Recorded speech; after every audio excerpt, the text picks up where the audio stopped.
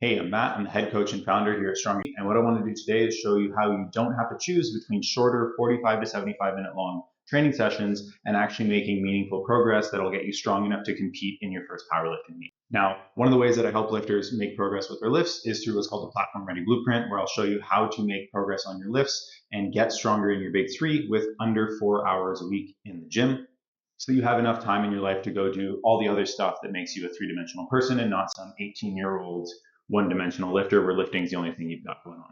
So today we're going to be talking about how to find your potential with your big three without having to spend 10 hours a week in the gym. And why would you want to do this? Why would you try to spend less time training? So maybe you're the kind of lifter where when things are going well and you don't have a lot of chaos in your life outside the gym, you're able to keep on a really solid plan. But the moment things get busy or you get more stressed or your sleep falls off, you just fall off track and your whole plan is really built around an idealized situation that doesn't represent about 360 days out of your year. And so you need a plan B on how to actually make progress when real life happens too, because otherwise you'll keep going in this intermediate purgatory circle. On the other hand, maybe you're somebody who's actually super consistent with the gym, but you're just interested in doing lots of other stuff.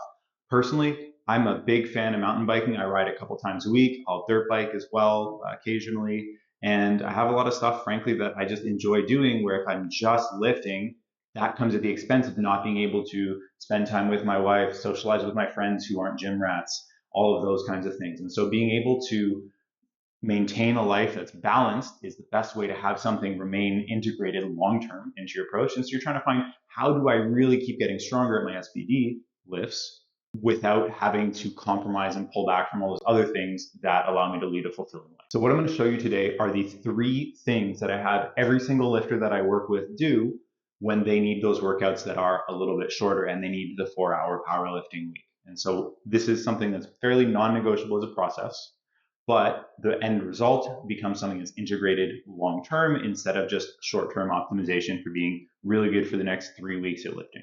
From there, I'm going to walk you through how to actually implement each of those steps instead of just dumping a bunch of theory on you. And then at the end, I'm actually going to share a resource on how I personally structure my own training so that I can mountain bike 2 to 3 times a week and lift and get stronger on my primary lifts that I'm training for, and how I'm actually lining that up to go integrate into competing in a powerlifting meet later this year without having to give up all these things. And I'm going to walk you through the specifics around the logistics on why I put certain sessions in certain points of the week. So the first thing that you need to do, first and foremost, is do a time audit and actually schedule your workouts in. Now, this is going to sound really boring and basic, and about 90% of you are probably going to say, I don't need to schedule my workouts in, I'll remember to lift. And it might well be that you will. But here's the catch. Pretty much everyone's going to catastrophize how much time they have unless they do an audit of it. And what I mean by this is it's really easy to feel busy all the time and not realize how much time you have. Trust me, I run 2 coaching businesses and I moved last year and I like to travel and I have hobbyitis where I have a million things that I really enjoy doing. And sometimes if I don't know where my time is, it's easy for me to feel like I have time for nothing. So what you want to do is take a seat, take a look at the stuff you already schedule in, right? It's probably stuff that's pretty darn important, or at least it's stuff where there's consequences that are pretty big if you don't show up for it. Going to work is probably a pretty good example. Picking your kids up from school. All these things are things where the consequences are very immediate. It's not good news if you don't show up to work for most people. If you have a job that'll still pay you after that, you let me know, and I might consider a career change. But from there, take a look at what other things you hold in high regard, right? So what are the other things that you value very strongly that become your non-negotiables on how you want to live? Some of them might be as simple as, I want to train for powerlifting and I want to get stronger at my squat, bench, and deadlift. I hate the idea of going through the motions and never really making any progress, maintaining forever, right? And from here, you're going to go and organize your week into buckets and basically either build a calendar you're going to use or simply build a sample calendar that's representative of about a week to 2 weeks worth of your time. And what you'll find is by dragging and dropping and finding, here's regularly when I do this. And after work, I will go drive 20 minutes to the gym, work out for an hour, drive 15 minutes home, whatever that schedule may be. But by building that out, it does 2 things. One is it makes it very apparent where you actually have time and how much time Y and Z take. And the second thing is it highlights where your free time is. Now, you might find as you go through this, living your life like a robot is not exactly reasonable, where you're going to end up with these big gaps where after you finish lifting in the evening, you go home and you're like, well, I'm not going to go itemize 5 minutes of washing dishes, 12 minutes of cooking dinner, 16 minutes of showering. But you'll have this nice big chunk of, hey, here's all the free time I have. Right?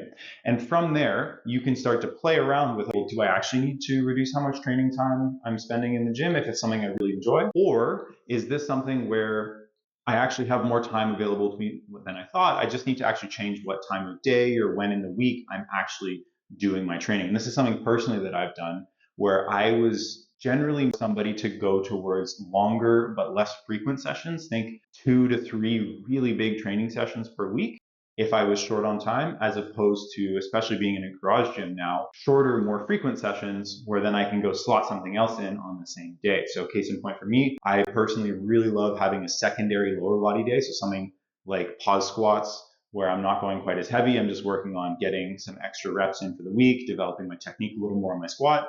And then that same day, I'll typically actually go for a smaller mountain bike ride or practice more skills, stuff like that, because my legs aren't really as toasted as doing a full primary squat day or a primary lower body day. And now one last thing I'll add with this scheduling idea is if you're typically somebody who maybe struggles to get started on tasks, right? One strategy that can be really useful is creating an urgency sandwich. And what I mean by this is a lot of people will function very well having deadlines. And so instead of putting your workout and your training sessions at the end of the day when your willpower might be the lowest, you can either pull it back a little, take the last thing you were going to do for the day, if you have the flexibility in your schedule for that, and put your workout in between your second to last and your last item. And what that's going to allow you to do is psychologically knowing that I have this time allocated in my schedule for this. I have to start by this time in order to be done by the other time so that I'm ready to go for my final important task of the day. It can help get you up, get you going, get you out, and stop you from falling into a lot of the unconscious sort of lazy traps that we'll talk about later in the video that you can fall into if you're just not as focused on a training session. All right, so the second thing that we want to incorporate into a productive 4-hour training week is being conscious about our downtime. And what I mean by this is within your training session, I've seen people take the same training session. So let's say you do 5 sets of squats, 4 sets of quad accessory, a couple sets of hamstring work, a couple sets of ab work. I've seen some lifters make that a 45 to 55 minute long session. I've seen other lifters have that be 2.5 hours. And I'm not exaggerating in the least. I've literally asked people how long it would take them to do that workout. Why is this important? Well, at the end of the day, if time is your main limiter, it's the commodity that you're only going to have so much of when you're trying to incorporate life outside the gym and have your training week be condensed enough to fit into that consistently, then you need to be conscious about how you're using the time in the gym in order to actually have the amount of time you spend in the gym be reasonable. Sounds pretty straightforward, but let me explain how to do this. So let me walk you through you walking in the gym here. You walk in, you go through some warm-ups, maybe you do a little bit of foam rolling, some general warm-ups and stuff. We're not going to go into that too much today. Your goal should be from walking into the gym to being under the bar at the very least halfway through your warm-ups in 10 minutes. From there, as you're actually loading up your warm-ups, your time spent in between sets should be the time it takes you to load the plates. Now, I'm a big fan of thinking about around 10 reps of total warm-ups to get to my first working set. So as an example, if I was going to warm up to 275 on bench today, what I would be doing is I'd be starting out at about 95 or 135, depending how stiff my shoulders felt. I'd be doing 5 reps there. I'd be going up to, let's say I started at a plate, 135, be going up to a plate. So 5 reps at a plate. I'd be doing another 3 reps at 185. I'd be doing a single at 225. I'd be doing a single at 255 to 260, aiming typically for that 15 to 20 pound jump as my last warm up. And then I'm going to take my first working set at 275. Now, keep in mind, there's a couple things with this. One is the total amount of reps you do in a session is a very individual item,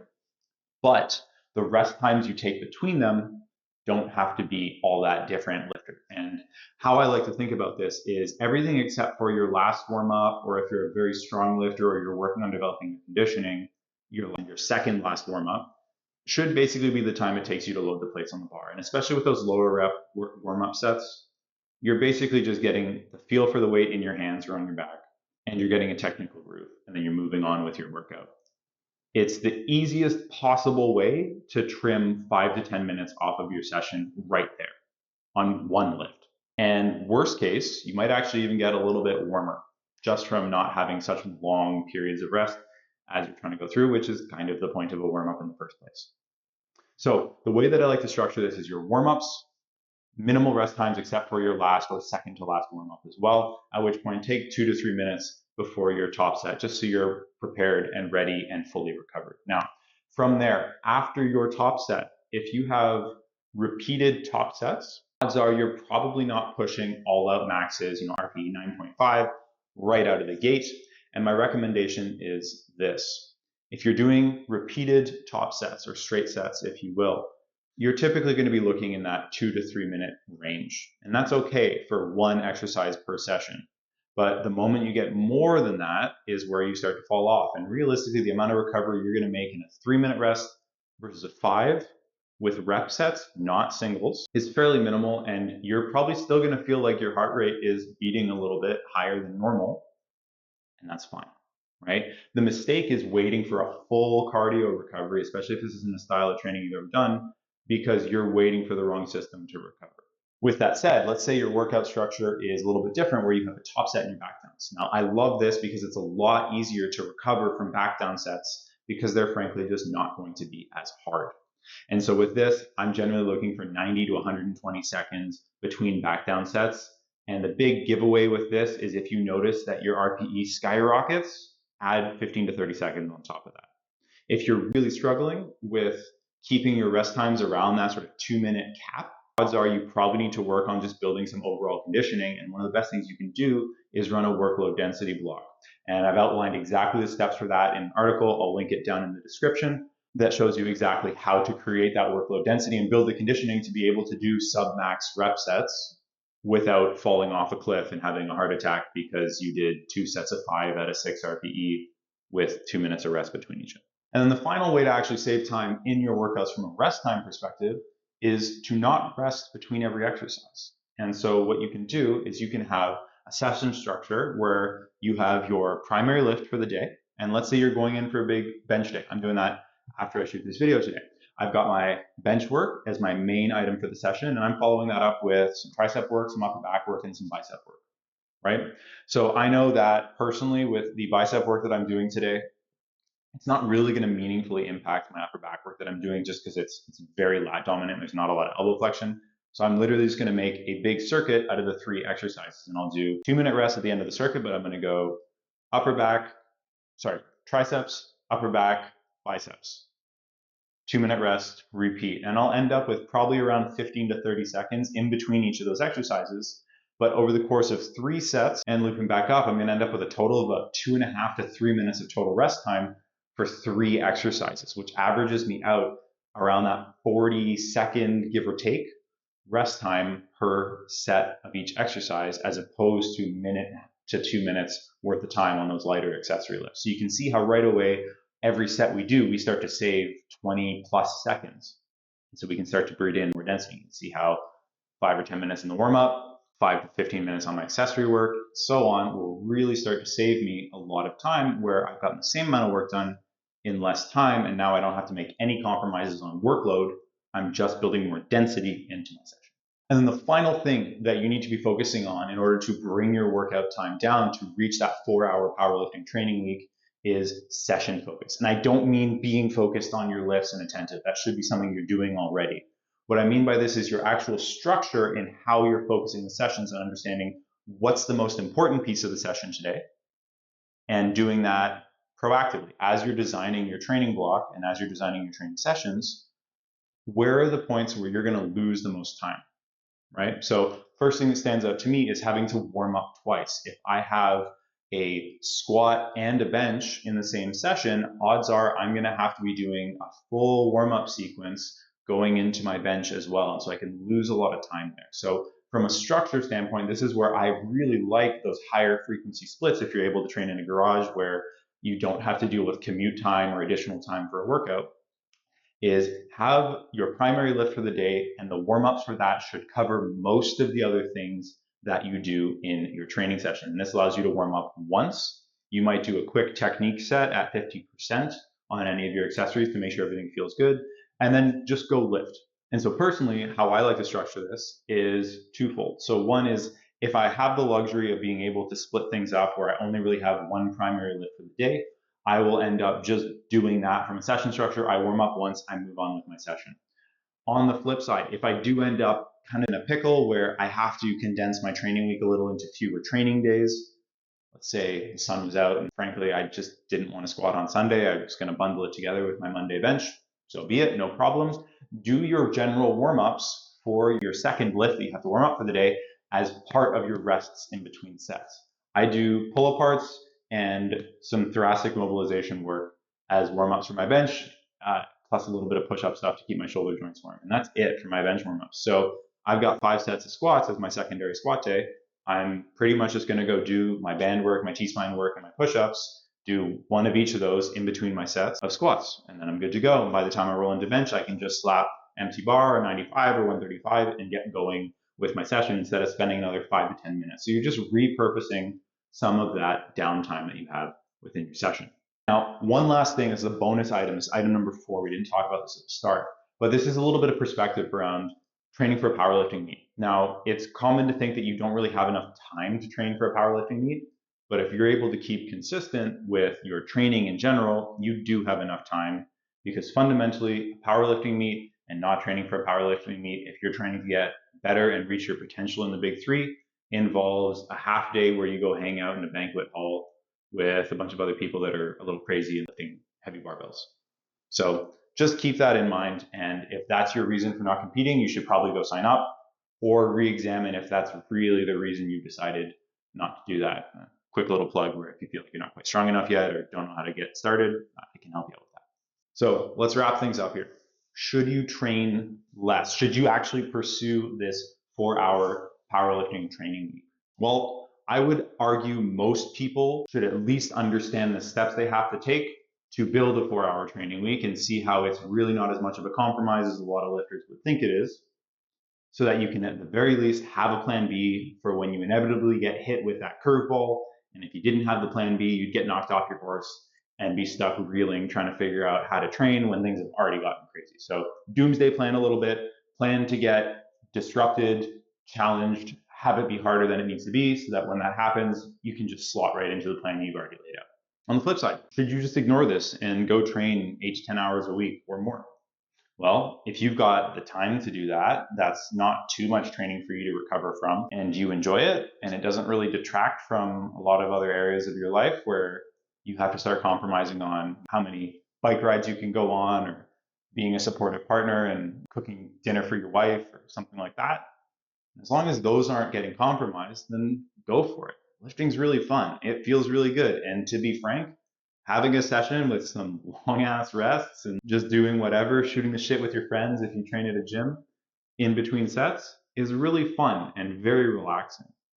But don't let that be the reason why you can't train. So last thing I want to do is just outline a couple other things, right? So what's meaningful to me? Why do I personally try to train shorter as opposed to longer? And I've trained 12 to 15 hours a week before as well, while working 60 to 80 hours a week. I've trained working about the same. I've trained 3 hours a week and pretty much everything in between. And what I've found is that with those longer training weeks, there's a couple things that happen. One is I'm a guy that loves a diverse range of things in my life. When I get super myopic on only one thing, it doesn't have legs. It's something that I can stay locked in on for a couple months at a time maybe, but it's not something that I can be very long-term with my approach. And as a result, what happens is I'll burn out on it really quick if I get super myopic. And so for brief periods, it's fun to do that if I want to, but having it be the only way that I know how to train was a big friction point for me, where it felt like all I did was X, and it led to me feeling really burnt out. So personally, having that balance to where I can cook dinner for my wife, because I personally just love cooking, used to cook professionally, and it's something where sharing the joy of food with others is a big thing for me. I want to be able to do that. I want to be able to go ride a bike and be in shape enough to carry my groceries up the stairs without having it coronary. Having that more balanced approach allows me to mentally stay invested long term in powerlifting, where I can confidently say in another 10 years, I'm going to be stronger than I was now. And I'm going to be approaching it at a rate that's much more steady and consistent instead of going through these peaks and valleys. So, some food for thought in writing down that list for building out your schedule and finding what you value to have a fulfilled life that gets you everything that you want while still becoming an animal with the barbell, too. And I'm curious, wrapping things up today, if you were going to pick one of those three action items, building your schedule, adjusting your rest times, and having session focus, which are you actually planning on implementing? Leave it down in the comments. I'd be curious to see which you already do naturally and which you feel like might need some extra work. So let's talk there. And if you haven't already, absolutely follow me and subscribe to me on Instagram if you haven't. We'll see you on the next one.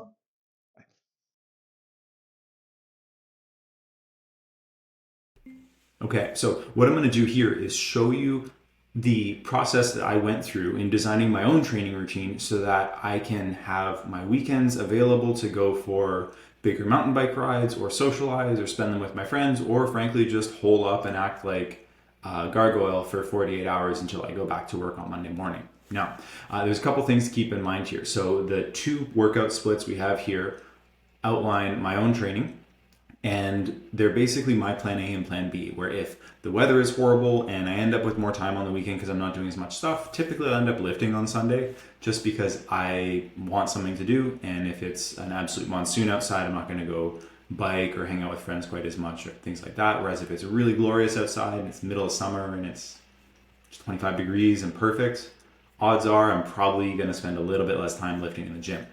On top of that, Tuesdays, I have a standing appointment that I go to, and it occupies some of my time. And so I typically don't like lifting on Tuesdays because it just gets a little hectic otherwise. So those are like my schedule constraints. Now, with this said, the way that I've organized things is I have 2 days in my training week that are pretty much non-negotiable. It's my primary bench day and my primary lower body day.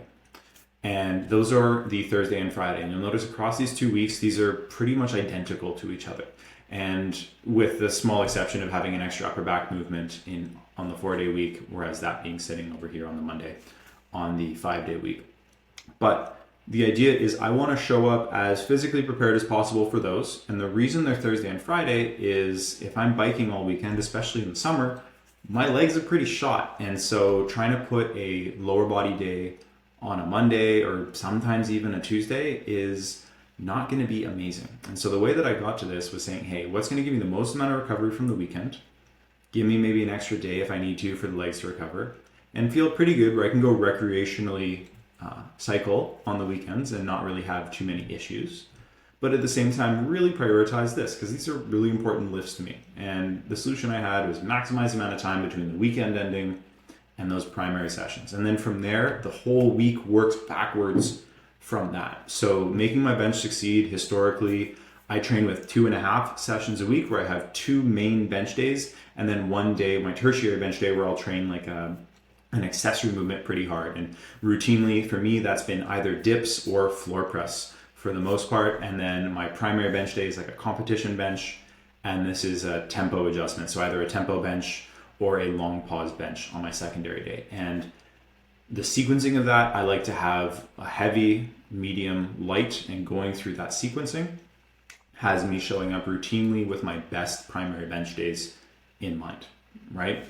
We're not going to go granular level on why every single exercise is in here, but that's the sequencing around my squat. With the lower body, personally, I don't deadlift because of my AS diagnosis and it just being a really big trigger for that, but I can safety bar squat like nobody's business. So I prioritize my training on that. With that said, you can do your primary deadlift training as an alternating model. And if you want more details on that, that article will be linked down in the description as well on how to incorporate alternating periodization so that you can squat and deadlift without having the world's biggest sessions, but still progress on the 2 lifts that will contribute the most to your total.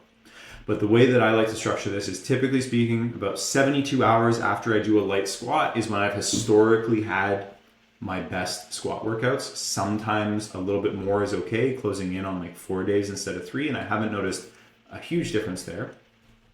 But that means that realistically, I'm squatting sometime either Sunday or Monday, right? So secondary squat here or a big session on the 4-day. And personally, if I have my dithers, I actually quite like this. And routinely, Saturdays end up being my biggest rides when I'm mountain biking. And so even if I squat on Sunday and go ride, I'll just squat in the morning and then I'll go for a smaller ride in the afternoon. And it's typically a little smaller. I'll go to the pump track or just go up the mountain and do a couple small little laps, but nothing major. I'm not ending up on some big alpine mission or anything like that. So this smaller lower body session tends to fit in. And does it feel amazing squatting and biking in the same day? No, not really. But is there any big negative effects from that? Also, no, not really. It just doesn't feel as nice. But constantly chasing readiness, like with warm-ups and your rest between sets, is a bit of a red herring. So I'm not too worried about either of these feeling amazing because neither of them really have to. Instead, I just focus on getting some quality work in, and then just balancing the two out against each other. If I'm going to squat and ride bikes on the same day, they're both going to be a little smaller. If I have that separation, I don't mind pushing a little bit more on my secondary squat on a day that I'm not going to bike, just because the total workload is a little lower. And so that's basically how I've ended up at this.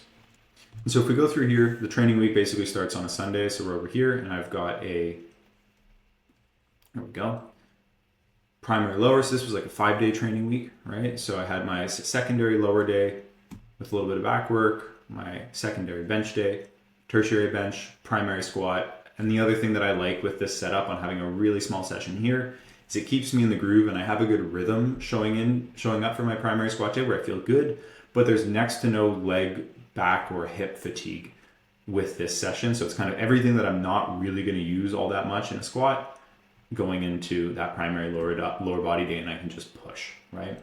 Then you got your primary bench, and there's basically our 5-day training week. Now, if I had a 4-day training week, it would end up looking something like this. And this is pretty much what I did last week for no other reason than my sleep was objectively horrible on this weekend here. And so I ended up just pushing training back and having a more condensed training week where I had a secondary squat and a secondary bench on this day. And then these 3 days largely remain the same with just a little bit less accessory work.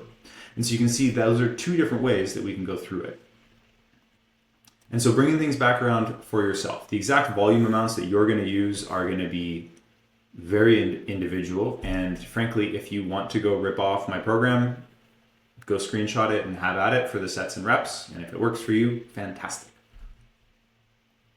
But if nothing else, take a look at your schedule after you've actually built it out, figure out where training fits and how you fit other things around training within that with your values and your priorities. And let me know in the comments how you make out with everything. If you got any questions, let me know, and we'll see you on the next one. Thank you.